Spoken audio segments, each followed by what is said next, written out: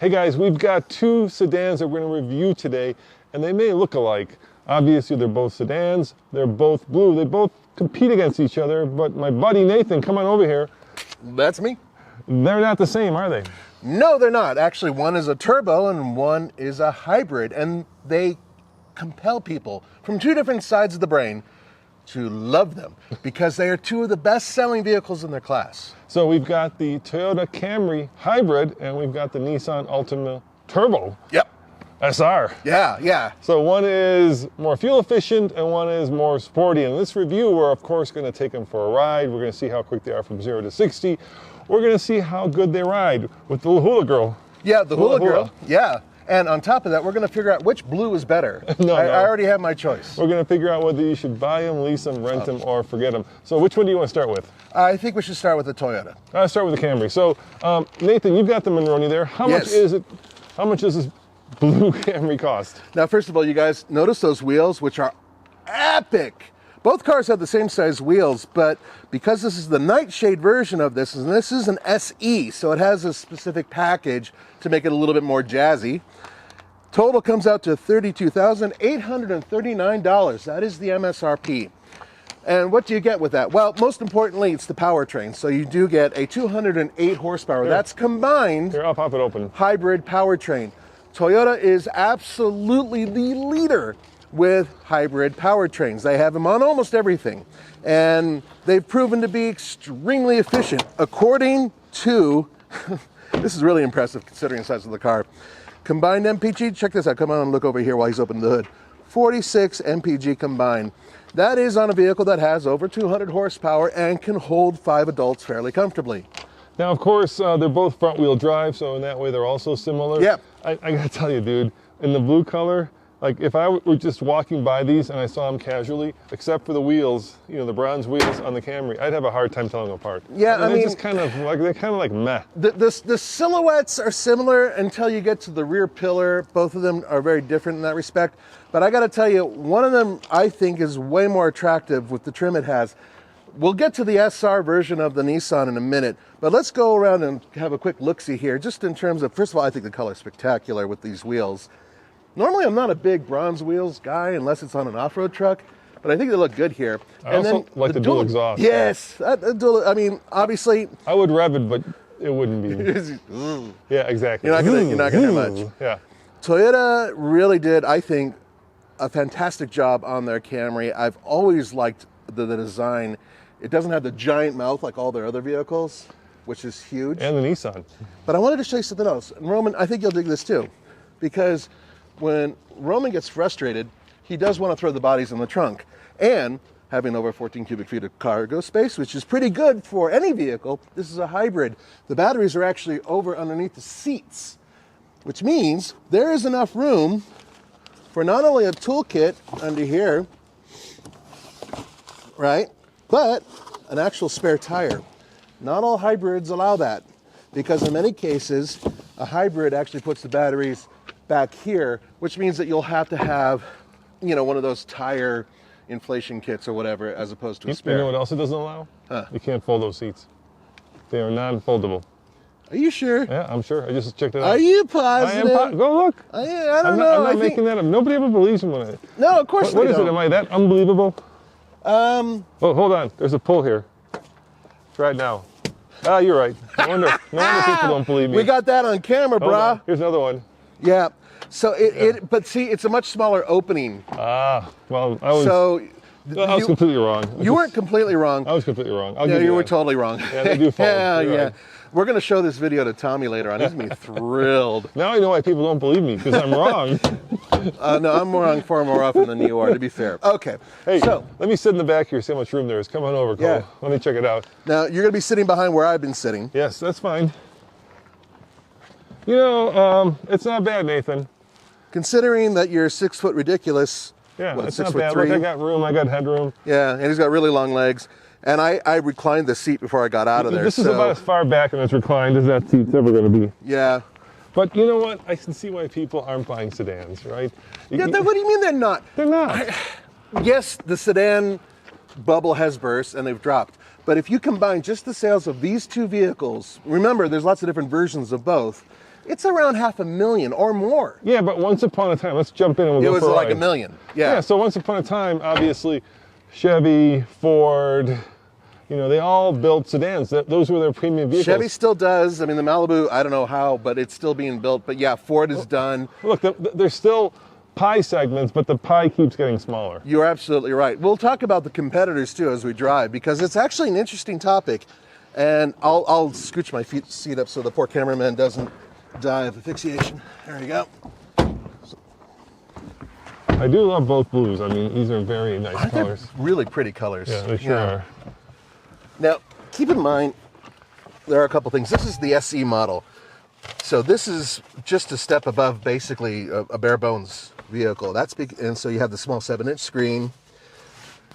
You don't have a lot of extra tech. And this is the old infotainment system, by the way. Yeah, they have a 9-inch. It's available on the higher end models. Well, it's just the old, not just the size. It's also the old. All the stuff is. Yeah, so it was funny because Toyota had one of the oldest infotainment systems in the business, and then they built their own. Yeah. Right. They didn't use like Google. They built their own, and then we bought that Tundra, which had the new one. And remember what a pain in the butt, because it made you log into it. You had to be a guest driver. Yeah, it was just like, ugh. They had a really great idea that had details that need to be fixed, and I'm pretty sure, knowing Toyota, if there's enough outcry, they're going to take care of those problems real quick. They're working on them. So I'm kind of torn because I like the new system better because it's easier to navigate in some ways. It's got a lot more functionality. Crystal clear too. Yeah, but it also, I think, collects a lot of data that I don't feel comfortable giving I agree my with you car. there too. Yeah. Yeah, I think they tried to go a little too far with making it super smart. Oh, we lost that. Let me turn that back on. Okay. We might have to stop to have it calibrate. Yes, we might have to stop So again. the light might be enough time. We'll see. We'll see. Yeah. Knowing our luck, it'll be green. Yeah, probably. Actually, I think no, we're good. We're good. So, a couple things. Not the best headroom. It's okay headroom, I would say. Yes. Especially in the passenger seat, which is not as adjustable as the driver's seat. I'm going to put it in sport. So there we go. It's now we're in sport mode. Yeah. Okay, so now we're going to be harnessing all 208 horsepower. That is combined electric motor. And this has what's called an eCVT. It's not an actual CVT, but it kind of behaves like one, which I think is why they call it that. It essentially works in such a way to where it's trying to optimize horsepower and at the same time give you the best fuel economy. And the fuel economy numbers are just really impressive. Yeah, that part is impressive. What's the overall fuel economy? Yeah, 46 is combined, so Wow. 44 city, 47 highway. And that's actually a little bit different for a hybrid. Most hybrids are the opposite. They like city driving because the regenerative braking gives them better range. Check out that truck. Oh, that is badass. Dude. Yeah, old Chevy. Yeah, look at that. I love that step side. Yeah. Yeah, that's a clean truck. Yeah, that is a clean. I like the color too. It's very like 70s. Well, see, we got the whole blue thing happening again. I know. Yeah. Thumbs up for that. For that. Of course, he's looking at, why are you in a hybrid giving me a thumbs up? But you're invisible. Let's face it, you're invisible. Yeah, well, yeah, you're invisible driving any of these sedans. And let's talk about those sedans real quick. We're about to do a 0 to 60. So whenever you're ready, and this is with 3 people in the car. I think it'll be hard pressed to go under 10 seconds. That's my guess. Okay. Right, there's nobody behind me, so it's safe. So I'm gonna stop over here. So the electric motor will help the gas There we engine. go. Atkins cycle. Okay, here we go. 4-cylinder. And it should actually deliver power pretty good right off the bat, which is doing okay. We're now at all 208 horsepower, I'd say, right about now. Hey, it just measured our speed. It didn't give us our time. Oh, crap. Yep, it's in the wrong. It's like measuring speed. Well, I'm pretty sure we did it under 10. Performance finished. You could do it. Oh, there you go. And now it told us 9. What did I say? You're right. Yeah. With 3 people in the vehicle. Yeah. Not bad. Yeah. But a little loud. All right, let's see what this thing says. Yeah. I'll be quiet.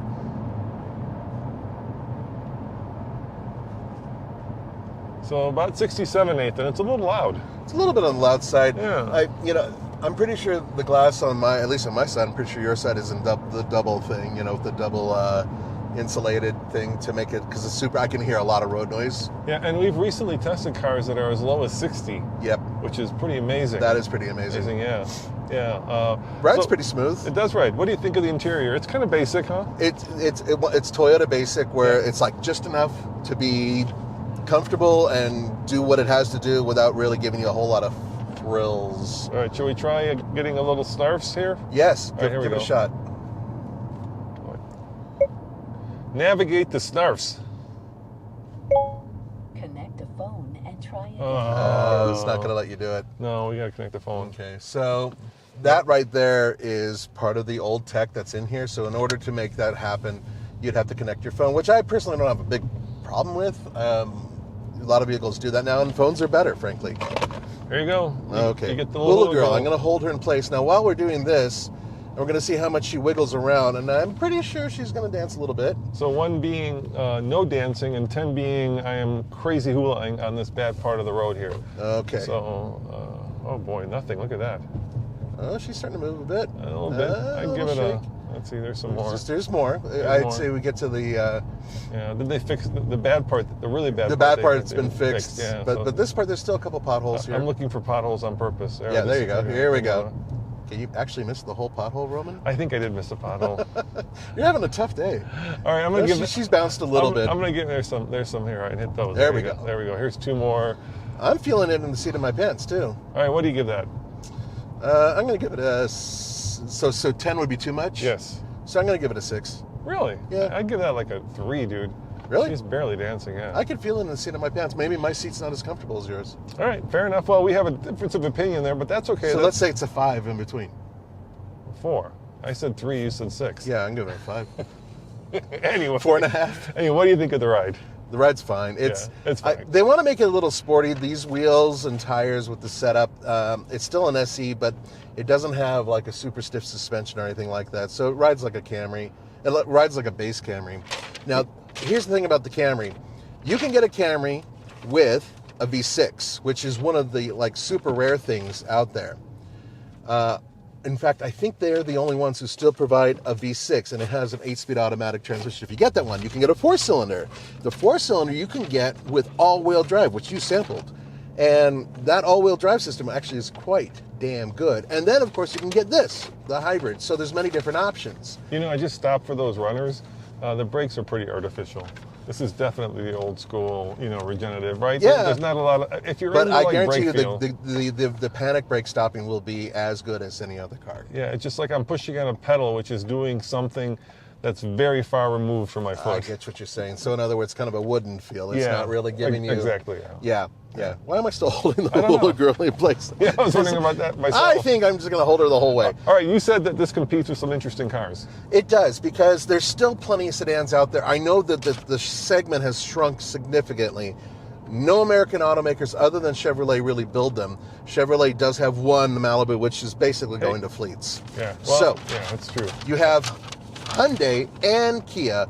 They both build sedans, several different sedans that compete directly with this, and they have hybrid versions of them. You have, of course, Honda, which just came out with the new Accord, which is pretty damn spectacular. Yeah, the Accord is, I was like, wow. That's a pretty damn impressive push. Yeah. So that is another vehicle that competes directly with this. And you know what Honda did? They partnered with Google, so it's got the Google Assistant built right into the infotainment. Which I think is 5 steps above where this is, maybe 4 steps above where this is. I completely agree, yeah. But probably much more invasive in terms of gathering data, too. I would imagine so. I still don't mind these basic systems, because I only need so much to make this kind of like mine, right? So I'll tell you what I like about this car, Tell me. okay? First, I like the fact that it's got easy seat control, so you can figure it out right away. There's these 3 big buttons, so it's easy to adjust. Just simple. I love this steering wheel. I love this leather. That's part of the package. Yeah, it's really nice. It feels really nice to touch. I like these controls, easy to use, very intuitive. I love the fact that there are buttons. Don't love the buttons, but I love the fact that there are buttons. Yep, a real volume control, a real tuning control. Yeah. I have no problem with any of this, once again. I mean, if the screen were a little bit bigger, then yes, there's the 9 inches available on the higher end versions, once again. That would be kind of cool. The screen itself is a push button screen, And I do like this. I mean, there are people who really do want to know where the energy is going. Now, you cannot... This feels like Prius from 10 years ago. That's exactly what the tech is. Yeah. Especially with this new Prius that came out, which is stupid sexy. Yes. I can't believe I said that in the same sentence. So, this tech... You said Prius and stupid sexy. Three words that should never go together, but yeah. they do now. Yeah. I just can't wait to drive it. Anyway, but this one, with the tech that it has, you cannot really run it on a full-blown EV mode for 37 miles or something like that, well, like you can with a plug. But here I'll hit EV mode. Okay, so now I'm in EV mode. Let's see how long. I bet we can't even get back to our starting point without the engine turning on. Right, and the battery looks like it's 3/4 full. And I'm going to just gingerly apply throttle, Nathan. Gingerly. So let's see. Still an eco. Still running, and there we go. Yeah, there's the gas. I couldn't even get across the intersection. But it's not meant to. That's the whole point of it. It's not meant to do that. This is not a plug-in hybrid. If it were, it would have a much larger battery, and that would allow you to really use that battery, which is the whole point. It's probably like the size of like my lawnmower battery. I'm willing to bet the next generation Camry will have a plug-in hybrid version. Toyota is not exactly embracing electrified vehicles in terms of full electric, but when it comes to hybrids and plug-in hybrids, they're absolute kings. By the way, if you had gone back in time like 30 years, the two words I never would have thought I put together is lawnmower and battery. And yet, here we are. Here we are, yeah. All right, well, let's jump in the Nissan and see how it compares. Now, I also like the exhaust on that. Yeah, that's a proper dual exhaust there, that is. Yeah, and I think they might both be functional. Bad turning radius, dude. I can already tell. Well, yeah, it's a sedan. All right. Can you imagine you spend over $30,000 and you get like... Well, Nissan's been building this key fob like forever. Before Tommy was born. And same thing with this one. This was really, Manufacturers, you gotta step it up with the key fobs. People now want like the car to express their personality, and at some point this is what you show people, whether you mean to or not. But this looks like this could be a key fob to any Toyota. Like, both of these are sort of like the prophylactics. When you think, well, what do you think about, just like a sexiness? It's like, no, that's exactly the opposite. I'm going to cover it. Yeah, they're buzzkills. Yeah, they're buzzkills. Okay, that's a better word. All right, so how much does this Nissan cost? This is over $36,000. So this is a lot more expensive, but it's also heavily equipped. This is a SR. This is a sport version of the Altima. So because of that, yes, it has 19-inch wheels, just like the one. Here, I'll pop the hood. Let's look underneath. But we are talking about a totally different power plant. Now, this is a variable compression turbo. So this is Nissan's new tech. They've actually gone out of their way to build an all-new powertrain, and it is... And then immediately paired it with the CVT. Yeah, where is this? Oh, there it is. Sorry. They paired it with the CVT. It's a 236 horsepower, 4-cylinder engine. It's a 2-liter. Now, this powertrain, there's a slightly smaller displacement version of this that's inside the Nissan Rogue, and I think it's superb. It's a really, really, really good engine. Doesn't sound great, but unfortunately, when you pair it to a CVT, any CVT, there's a lot of life that's missing. If they put a manual transmission on this thing, or just a regular automatic for that matter, I think you'd feel a lot more of it than the seat of your pants. With that being said, this should be pretty quick. What's the fuel economy? Yeah, see, that's, I thought you were going to go there. 29 mpg combined. That isn't too bad, but compared to the Toyota, that's just like... You're in the 40s. All right, let me get in the back seat. This time I'll sit behind myself, Nathan. And I'll pop the trunk while you're getting in there. That. I'll see how much room there's back here. All right, let's see what we got here.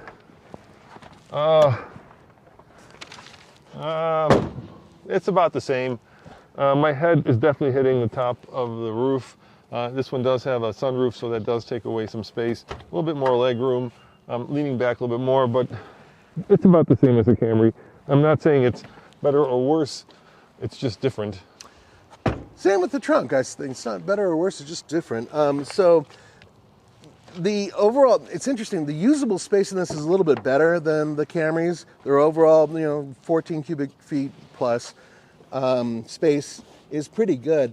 The thing about this is that these folding rear seats and this opening, you might notice it looks a little bit bigger. Like they use the same button, the same pull thing. It's exactly so maybe they go to the same provider of those. Same parts provider. Yeah. And look, the opening is about the same. Yeah, that's exactly my point. Yeah, pop the other side. I'll pull them down. But look, the whole, even though this doesn't have a battery, it still has a pretty small hole. So you could use that for certainly things like skis, right, to pass through. You can sleep in that. That's plenty of space. Yeah, but you're not going to, like, I would use it for a bike, and you're not going to put a bike through there. You'll put my bike through there, an all-electric one that doesn't have pedals. So this setup put a here bike is in very there. similar, once again, to the Toyotas. Once again, a donut. Big difference, of course, is that this vehicle is substantially lighter than the Toyota because it doesn't have those batteries in there, nor does it have two powertrains. It has one. So they're very different. Some interesting things about this car that we'll talk about as we take it for a ride, though, because there's more than one Altima that you can get as well. Yeah, and these really, they compete in the segment. They don't compete in trim levels. I got your setup on the other side, Cole, just because I did. I wanted to help you because the seatbelts are buckled. All right, what do you think of the interior? It's a little bit nicer, I think, just right off the bat. Yeah, and remember, this is a higher end version, too. It is a little nicer. We gotta make sure this thing's on it. Yeah, keep turning go on. Once again, you're paying for a higher trim level, so it's not fair to compare them because you can get a nicer Camry interior. However, People might be wondering, well, why don't we have the same trim level? And I'd be like, well, if the Tooth Fairy lived, I would get exactly the same, but it doesn't work that way in this world. no, unfortunately, we can't necessarily, not every time can we get, especially with cars, the same trim levels. It's just really hard for us to do. But we can tell you that they do compete. Now, here's the interesting thing about this car. Yes. Is that you can get this with all-wheel drive, Yes. but without the turbo. No. Why don't manufacturers do that? I don't know. They always tease you. Yeah, almost. This is really good. By the way, the seats are super comfy. I'll give you an example of that, right? So I was just at the LA Auto Show, and they have Chevy has this really cool, and I'm blown away by how cheap it is. New Equinox. entry level. No, the Trax. Oh, the Trax, that's it. Yeah. Starts at $21,000. Yeah. $21,000. When the average car price today is like $48,000. Yeah. It's incredible. And it's got this cute little 3-cylinder, right? Yeah, a little turbo. Yeah, it puts out like 130 horsepower. And I'm thinking to myself, perfect car for like a high school student, maybe a college student. It's got all the safety tech, right? All the newest safety tech. And what it doesn't have is all-wheel drive. Right? Yeah. In any of the trim levels. Why not? Holy cow, that's 80. I think because it would be competing against some of their other crossovers, and they don't want that. I'm pretty sure they could make it all-wheel drive. We're going to be doing a 0 to 60 in just a second, and now that we know what to look for, hopefully we'll be able to do it quicker. There should be are you in sport mode? I think it might be on your steering wheel. I'm looking for sport mode. You see sport mode? I don't see sport mode. Do you have a drive mode and all or anything like that? Okay. I have a heated steering wheel. That's good enough. Usually what we have found is when you give it the beans, It's going to go anyway. it's going to go anyway. Yeah. Exactly. Once again, we have 3 people in the vehicle. So let's see if we can get under 10 seconds with the variable This compression. should be turbo. a lighter vehicle and at the same time a more powerful Stop one. at the same time. All right, there goes 0. Floored. Merging onto the highway. There it goes. There's the power. And it stays in it. Yeah, it's not bad. And there's 60. This Wow. thing moved nice. Yeah, that moved nice. I'll give you that for sure. Let's wait for it to figure out that we've stopped accelerating, and come on, Solo DL, give us the time. There it goes. 8.58. Yeah, so over a second faster. Yeah, I felt that too. Yeah. But did you also notice that even though it has a cool looking exhaust, it didn't sound great? It did not sound great. All right, here we go.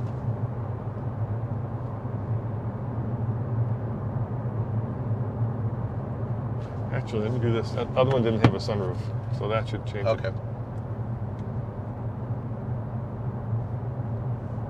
So with the sunroof shade closed, it's about the same, 67. Really? It's interesting because where I'm sitting, it's much quieter. It depends where you hold it. It really Yeah, of does. course. Yeah. So the sound I'm hearing from the road noise in the mirror is much less. And that could be tires, that could be a few other things, aerodynamic changes and whatnot. Now, This one should work. To navigate? let's try it. Please say or select a command. Navigate to Snarfs. Showing matching locations. Look at that. Yeah. There you go. Excellent system. Over the years we've been doing this, it has gotten much better. Here you go. For some. You get the hula girl, hula hula. Hula time. Yeah. Now this has a much sportier suspension, although I gotta tell you, I think it's riding better. I think Does you're this feel right, like dude. it has a better ride? It feels More like isolated? Yeah, it does feel better. Yeah. So we make this turn, and we'll once again this time I'll try to actually hit the potholes. I'll do my best. Oh, this is a funny turn signal. Boy, listen to that. That is loud. That is loud. I am turning. Yeah, this is like, you are old, and I will let you know. You should probably shut Cancel. Please say or select an item number from the displayed list. Cancel. Canceling voice recognition. All right, here we go. All right, let's do the. Yep. Oh, this is actually pretty lively. Oh, this suspension feels a lot better, Nathan. It's much better sorted. Yeah, it's much better. Okay, so I can hit this hole here. You missed it again. Did I miss it again? God, dang. That one I hit. All right, Yeah, here you go. The manhole covers you'll I'll hit. hit the manhole covers. They're massive. No, I give this better. I think this feels a lot more lively. It feels a lot more connected to the road. Yeah, its steering feels. I'm sure The steering feels still kind of numb. They're both artificially weighed. But, and they're both the same in that respect. But the suspension feels a lot better. That's much better. So I'm going to give her same thing, 4 or 5. But in terms of which one feels more sporty, by far this one. I'll agree with you on I'm going to give it a 5. All right, I'm going to do one more thing here. I know there's nobody crossing here, but Are you going to hit the brakes? I'm going to hit the brakes. That's a really good idea. We should start doing that more often. Yeah. Normally we have to over at the light, but And there's nobody behind us. So let's pretend there's a couple walking Bernese Mountain Dog, and I'm like, oh, it's my turn to give way. why not a chocolate lab? Okay. It's better, Nathan. It's a little bit more connected. It doesn't feel quite as... they're not regenerative braking, Yeah. so there's There you none go. of that weighing into Yeah, it. yeah. That's and it's I'm sure a completely different setup. Oh, I love the acceleration, actually. At slow speeds, yeah, it's going great. up, it moves. My issue has been with this. I've driven this vehicle many times now. When you're on the highway, Yeah. and you want to hit that passing power, it sounds and feels kind of horrible. Because CVT, you have to get up to a certain RPM to really get it there. Now, this does have paddle shifters, by the way. I noticed that. So the paddle shifters are helpful when you're driving in the mountain roads and you want to keep it spooled up because you want that turbo, cooking at, say, 2,500, 3,500 RPM, depending on what you're doing, so you can actually get the power in there without a lag when you're going around a corner. But, the only person who ever uses paddle shifters on a regular basis is Paul, the former Stig on Top Gear USA. I don't ever use them. I just find them to be like a spoiler on a sports car. You got to have them, but you don't use them. The only reason I use paddle shifters is to annoy my passenger. Seriously, just that's it. I have no other reason to use them. It's just Look, it says 7. 7 what? Oh.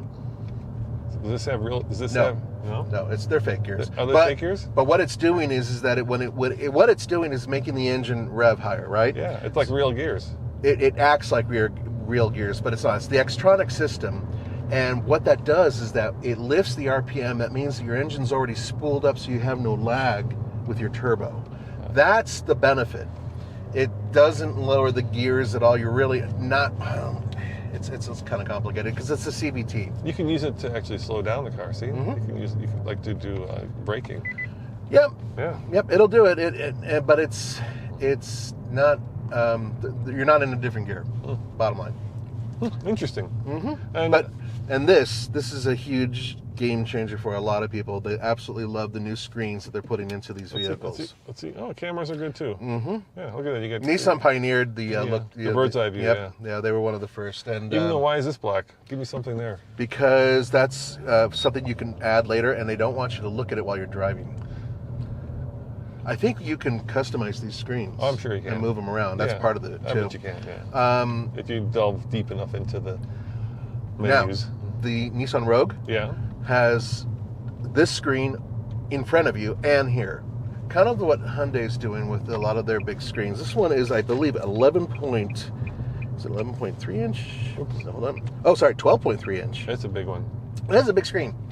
And same size as the one that's inside the, like most of their SUVs now. And I know this is a higher trim level, but the materials are better, right? You have like, I don't know if that's real leather or fake leather up there, but on the door, I don't know, but it's squishy and soft. Yeah, light screen. You've got this kind of like French stitching over here that's multicolored, which is cool. Zero gravity seats. So they use that really nice foam that supposedly was developed by NASA and aliens. I'm going to go with best marketing word ever that never does anything I different. disagree. I think that's comfy foam. It's just that the zero gravity thing is a little much, but I agree. It's comfortable foam. I totally agree with that. It's a squishy but it's foam. better than saying comfy foam. Yeah, I know. Memory foam or... You don't have to remember. Oh, that is so annoying, Nathan. The turn signal? Yeah, what is it's it? super loud. Is that for old people? It is. It's for you, so you can turn down your hearing aid and still hear Can you it. turn that down? Is there somewhere in the menu where you can... Like, I know my 90-year-old Clank, clank, clank. would love it, but gosh. Okay, I think you and I are probably on the same page about which vehicle's superior, but it's a curious thing because they both have their charms. That Toyota is super efficient, but this thing, it's got a really sorted ride and it moves. Yeah, it does move. You know? I'm shocked. All right, well, let's go outside and let's give it our final buy it, lease it, rent it, or forget it.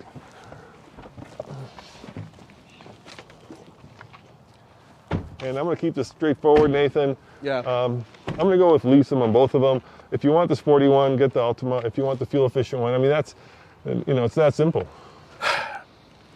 It's not fair to say, hey, if you got a different package, it would be better, right. because it's just not fair. Yep. But I got to tell you, the suspension tuning on this Nissan is extraordinary. Turning feels great. The ride is excellent. Great interior. So all of those are a plus. That CVT is its biggest minus, which Nissan has heard a million times. I'm going to agree with you. I would say lease both of these. And by the way, I think both colors, both blues, are beautiful blues. Yeah. And, take the wheels off the Camry and put them on the Nissan, and then you would have a... Seriously. Let's do that. You And then think we they turn notice? the cars to You think- them. yeah? So they would be like, well, there's got to be something wrong. You think- We would never do that. We No, would never, no. ever do that. That's Yeah, the only that's way. really Yeah, funny okay. as hell. All right. See you guys next time. Bye-bye. Bye. Ciao.